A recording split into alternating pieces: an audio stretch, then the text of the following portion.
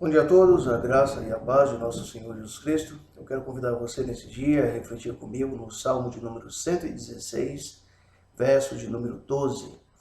A palavra de Deus diz assim: Como posso retribuir ao Senhor por toda a sua bondade para comigo? Bom, nós estaremos refletindo nesse dia a respeito do tema retribuição. O que posso fazer? Quando nós observamos esse salmo, nós perceberemos que o salmista, ele faz então essa pergunta: como ele pode retribuir ao Senhor por toda a sua bondade? E nós podemos observar que, consequentemente, ele mesmo vai dar três respostas, vai fazer uso de três verbos. Vai falar de erguer, invocar e cumprir.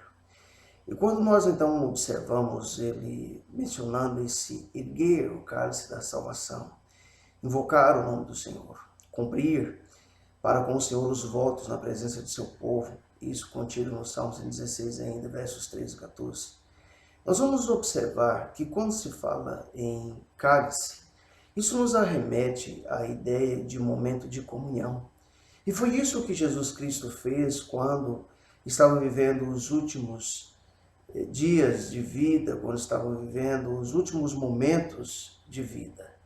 É nesse momento em que Jesus se reúne com seus discípulos, que o Senhor vai ceiar com seus discípulos, que vai desenvolver momento de íntima comunhão com aquelas pessoas que o acompanharam durante todo o seu ministério. E o evangelista Marcos nos relata no capítulo 14, verso 23, que naquele momento, em seguida, o Senhor Jesus ele tomou o cálice, ele deu graças, ele ofereceu aos discípulos e todos beberam. Então, quando a gente vai observar a respeito de cálice, isso vai nos trazer uma ideia que cálice nos mostra momento de comunhão, momento de partilha, momento em que, de fato, você traz as pessoas para junto de si, para participar em comunhão desse momento solene de salvação, desse momento em que o Senhor Jesus ele se entregou por cada pessoa, por cada um de nós, momento em que o seu sangue foi derramado, que o seu corpo foi cruelmente maltratado, por amor a cada pessoa. Jesus o fez pela última vez com os discípulos. Então, quando nós vamos observar cálice, traz para nós essa ideia. Mas cálice também nos traz uma ideia de um momento sacrificial, do momento em que Jesus estava em constante oração. E o evangelista Mateus, no capítulo 26, verso 42, nos relata que naquele momento o Senhor Jesus ele se retira para orar. E ele vai fazer a seguinte oração, vai dizer o seguinte para Deus: meu Pai, se não for possível afastar de mim esse cálice sem que eu beba, faça-se a tua vontade. Nós então podemos perceber que o cálice ele nos mostra um momento em que Jesus tinha plena consciência que ele derramaria aquele cálice, que aquele sangue estaria sendo vertido para que eu e você pudéssemos hoje estar purificados de nossos pecados, de nossos erros, de nossas falhas. Então nós podemos perceber a angústia de Jesus, ele tinha plena consciência que ele derramaria o seu sangue por toda a humanidade. Então, quando nós podemos observar cálice, também nos remete à ideia de sacrifício. Então, vale a pena eu e você valorizarmos esse sacrifício feito por Jesus. Mas nós ainda podemos observar que o salmista ele falou a respeito de invocar o nome do Senhor. E todas as vezes que nós podemos observar essa ideia de invocar, nós podemos entender que nós vamos invocar aquele que se aproxima de nós. E o Salmo de número 145, verso 18, nos diz que o Senhor está perto de todos os que o invocam, de todos os que o invocam com sinceridade. Então, quando nós estamos invocando a Deus, nós estamos clamando ao nosso Deus, Ele está perto de quem o invoca, de quem o clama, de quem o chama.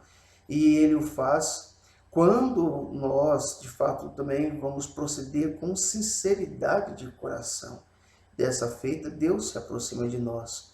No livro de Atos dos Apóstolos, nós podemos observar que invocar a Deus, chamar a Deus, tem também como consequência trazer para as nossas vidas a salvação. E, de certa feita, então, nós podemos observar que em Atos 2:21 nos diz o seguinte: e todo aquele que invocar o nome do Senhor será salvo. Então, clamar ao nome de Deus, levar uma vida de santidade, onde eu estou constantemente invocando ao meu Deus, clamando, falando, relatando ao meu Deus, isso, consequentemente, é algo que vai acontecer na vida de uma pessoa que busca, então, a salvação. Mas, por fim, nós podemos observar que o salmista também ele falou sobre cumprir os seus votos na presença de todo o seu povo. E existe aqui algo muito sério que nós precisamos entender, porque quando nós nos deparamos com o livro de Provérbios, no capítulo 20, verso 25, nós vamos observar que muitas pessoas hoje fazem votos sem nenhum compromisso. E perceba o que o sábio afirma, então, em Provérbios 20, 25. É uma armadilha consagrar algo precipitadamente e só pensar nas consequências depois que se fez o voto. Então nós temos que entender que quando nós fazemos uma promessa, isso é muito sério. Eu não posso agir de forma precipitada, prometer aquilo que eu não pretendo cumprir.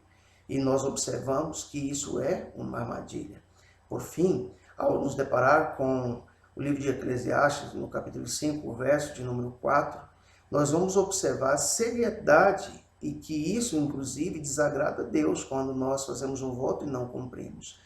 Então, o sábio nos diz o seguinte em Eclesiastes 5:4: quando fizer um voto, cumpra-o sem demora, pois os tolos desagradam a Deus. Cumpra o seu voto.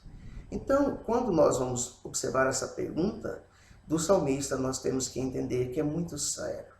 Quando eu quero retribuir a Deus, como posso retribuir ao Senhor por toda a sua bondade? Eu posso cumpri-lo dessas 3 formas, mas fazendo com muita dedicação e seriedade. Que Deus nos abençoe.